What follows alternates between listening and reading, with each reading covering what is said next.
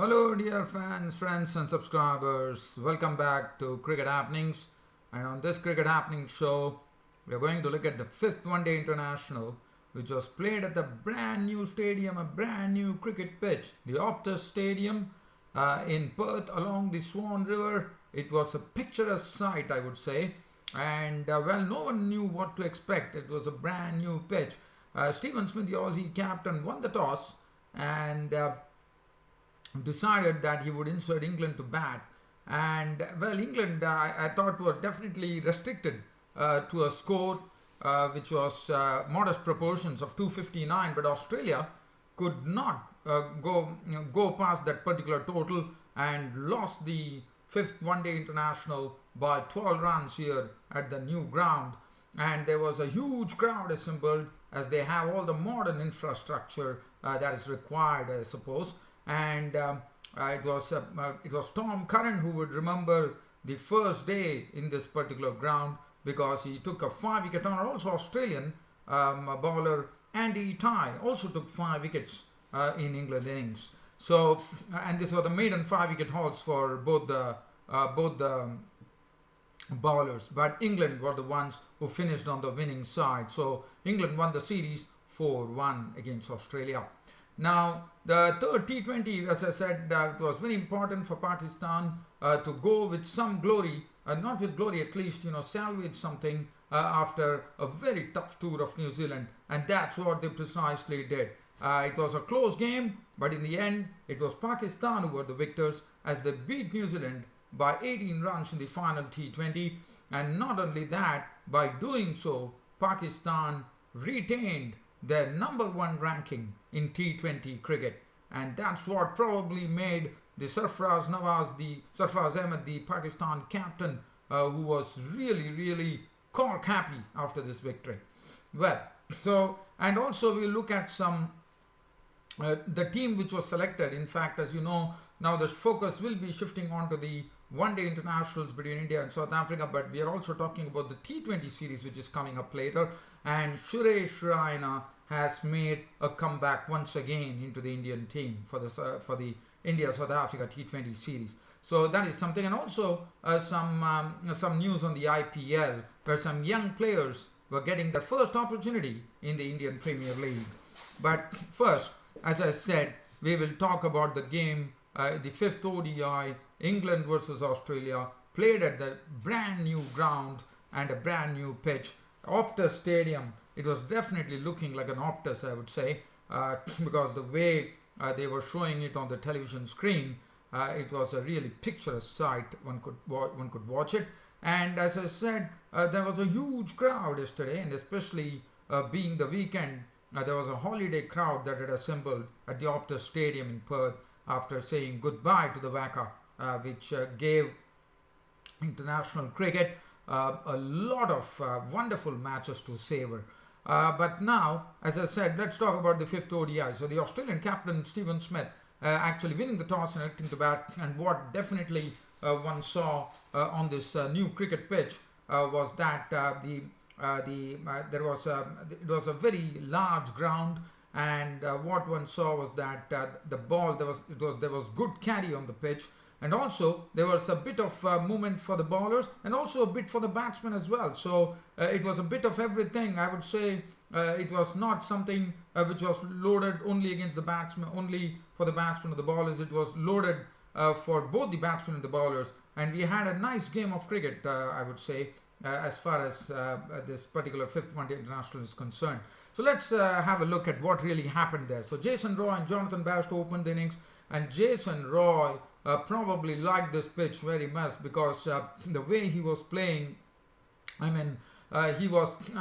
also let me tell you, the outfield was lightning fast, I would say. And Jason Roy, whenever he used to strike the ball, it was pure timing, and the ball was just scudding on to the boundary.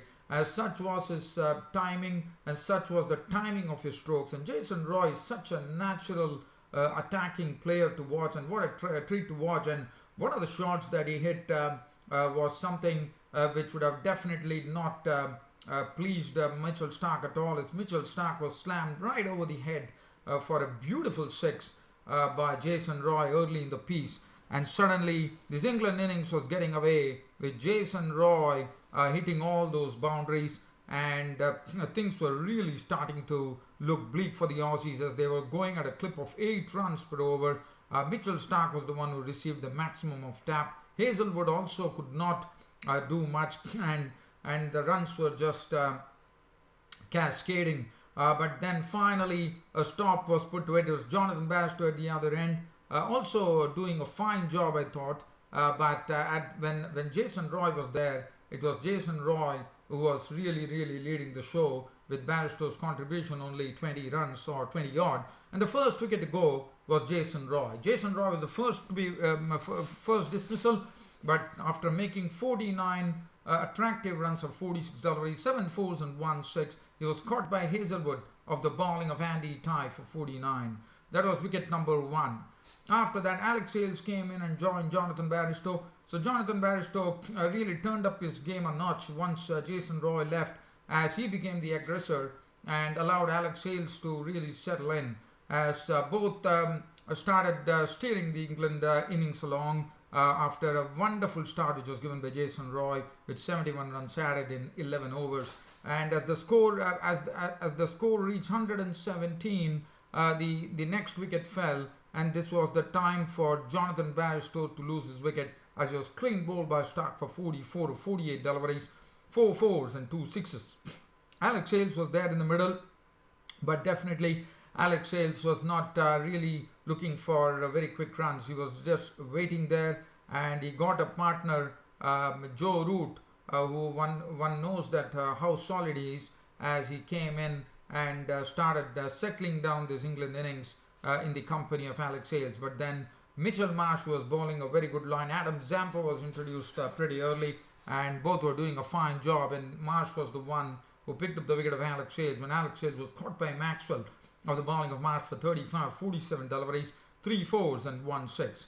Morgan joined in. It was 151 for 3 when Alex Hales departed in the 27th over. Joe Root, as I said, was one who was just nurdling along the runs.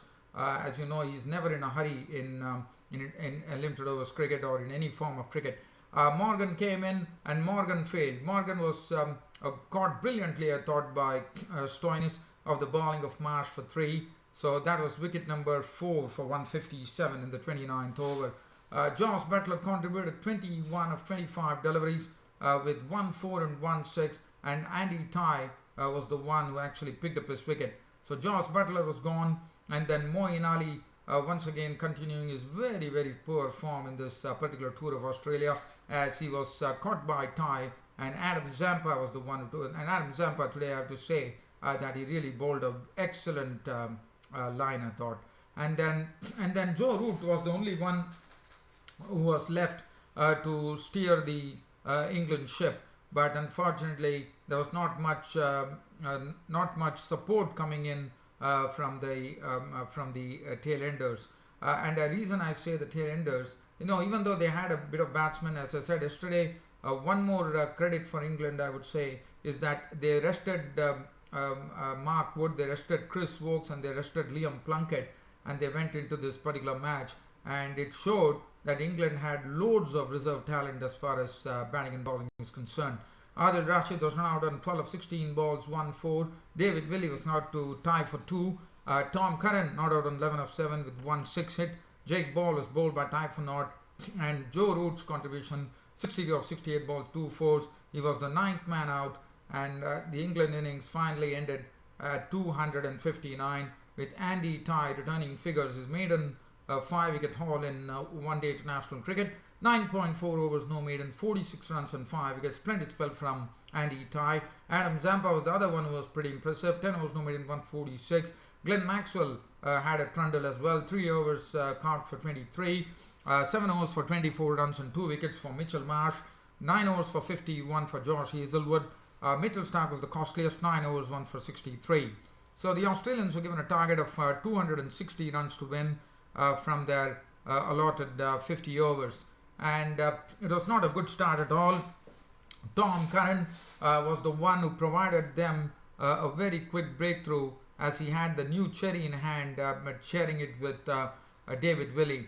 And David Warner was the first victim as he was clean bowled by Curran. Curran actually yorking David Warner for 15 of 11 deliveries, 2 fours. That was wicket number 1.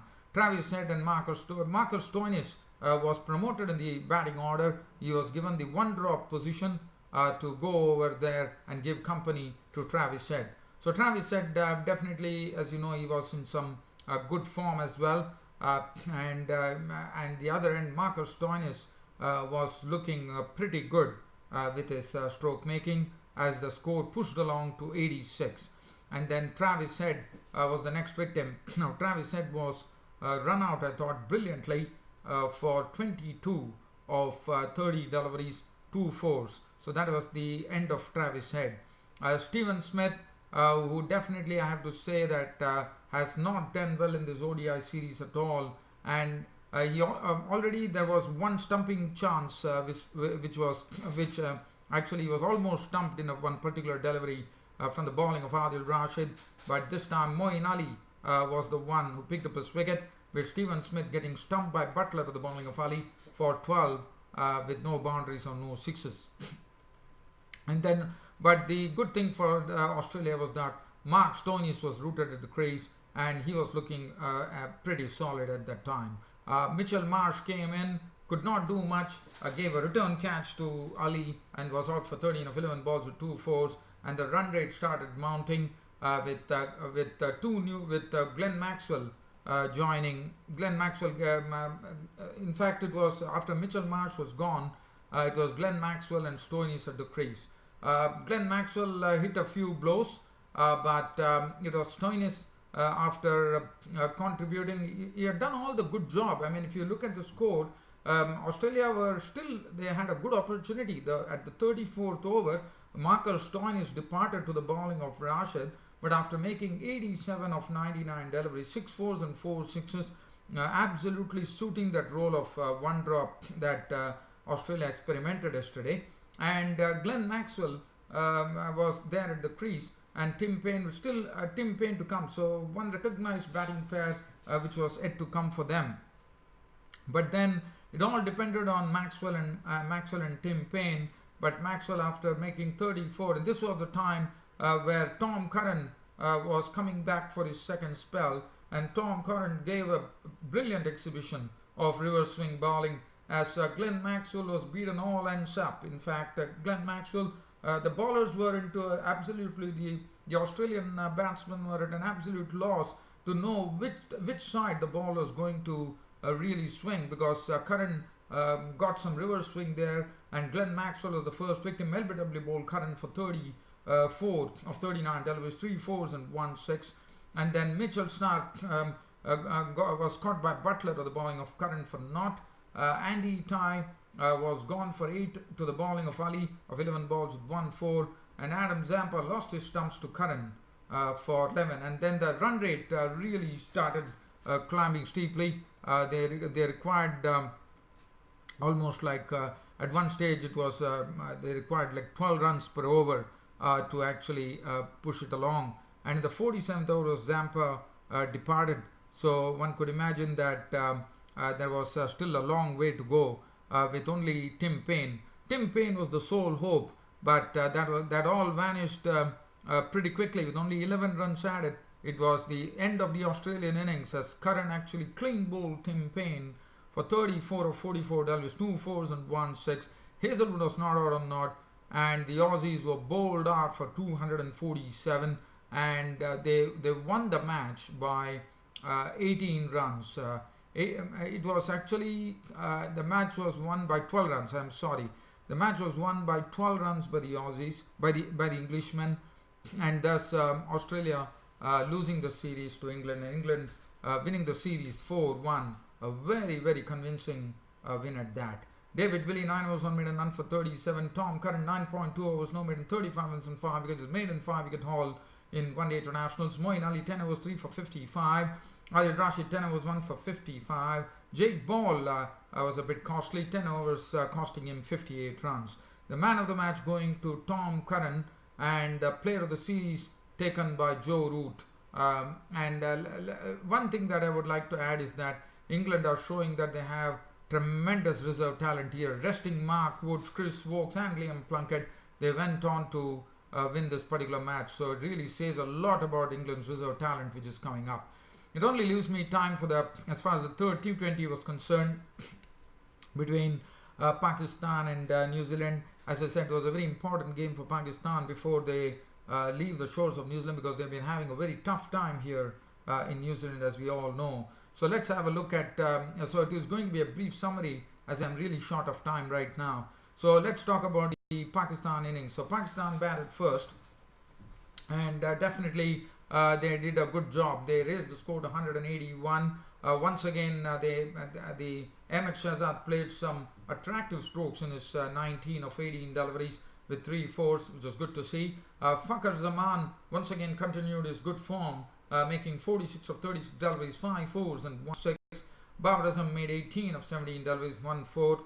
Sarfraz Ahmed did not come in at, coming in at the same position that he came in the previous T20, and it benefited by making 29 of 21 balls, 3 fours. In the end, Umar Amin in the final over, which was bowled by East Sodhi, cracked him for 3 sixes in one single over to really damage the bowling figures of Sodhi. And Sodhi, as you know, is a T20 specialist bowler, but Umar Amin damaged it by scoring a quick fire 21 of 7 deliveries with just 3 fours.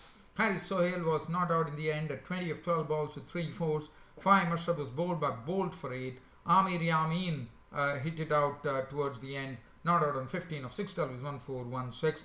181 for 6 was the final tally for the Pakistanis. The bowling did not have any impact whatsoever. Tim Southee's 4 overs cost him 39. Trent Bolt going for 33 of his 4 with 1 wicket to show besides his name.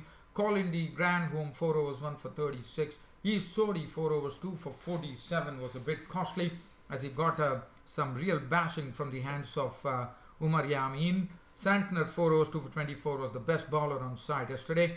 As far as New Zealand were concerned, they were given a target of 182 runs to win the match, and it was not a good start at all. Kane Williamson, Colin Munro was not there, as you know. Kane Williamson opened the innings, but Fahim Ashraf picked up his wicket for just 9 runs of 14 deliveries, 1 4. Anaru Kitchen making 16 of 19 deliveries, 2 fours. But Martin Guptill played a good knock. He made 59, but not a good shot to get out, I would say. He was out to the bowling of Shadab Khan. 15 out of 43 deliveries, 2 fours and 4 sixes in that knock. Tom Bruce impressed in his knock of 22. It one beautiful straight 6 of the bowling. It was, not a straight, it was a monstrous 6 which he hit of Ruman Reis. And then Ruman Reis was the man who picked up the wicket of Tom Bruce when he got he once again tempted Tom Bruce to go for a biggie there. But in the process, Ruman Reis was very smart enough to slip it in a bit slower than previously, and it really went and hit the target. It was good to see. Tom Bruce bowled by Ruman Reis for 22 of 15 deliveries, 2 fours and 1 6. Colin D. Granholm could not contribute. He just made 1 run before losing his stumps to Amir Yamin. Taylor did his bit to contribute 25 of 11 balls with 3 fours, but the match was really slipping away from New Zealand, and Mohammad Amir in the centre was bowling superbly, and no wonder he was the man of the series. So what a superb spell from Mohammad Amir. Throughout this T20 series, he has been doing a wonderful job. Blundell was there, not out on 3, and Santner did whatever he could to contribute an unbeaten 24 of 12 balls, but all that New Zealand could muster was 163 for 6, and the Pakistan actually winning the match by 18 runs, thus keeping up their T20 ranking as the world's #1 ranked team in T20 cricket. Amir Yamin 4 overs, 1 for 25. Ruman Reis 4 overs, 1 for 41. Mohammad Amir, pick of the bowlers, 4 overs, 1 for 23. Fahim Ashraf went for plenty. He was slammed for a lot of runs. 4 overs cost him a very costly 55 runs on 1 wicket. Shadab Khan was the best bowler on show, and very rightly adjudged man of the match. 4 overs no made in 2 for 19. Player of the series going to Mohammad Amir, who bowled splendidly, I thought, in this whole of this T20 series. But Pakistan definitely would be very happy, even though they will be leaving for Pakistan now. They had an extremely tough tour here of New Zealand, but one thing that would have really warmed the cockles of the heart is that Pakistan winning the final T20, winning the T20 series 2-1 against New Zealand, and going back to Pakistan with a number one T20 ranking in world cricket, and that is something that would really be a very welcome thing for Pakistan. Just on a brief note here, that Suresh Raina, as you know, India and South Africa after the ODI series will be playing T20 series, as you all know, and Suresh Raina has once again made a comeback into the Indian team for the T20s. That is the T20s that will be coming up after the ODI series. So, well, dear fans, friends, subscribers, that's about it as far as today's cricket show is concerned. Hope you all enjoyed this cricket show of mine, with more to come on tomorrow's cricket show. This is your host Ram, returning you back to the studios. Thank you.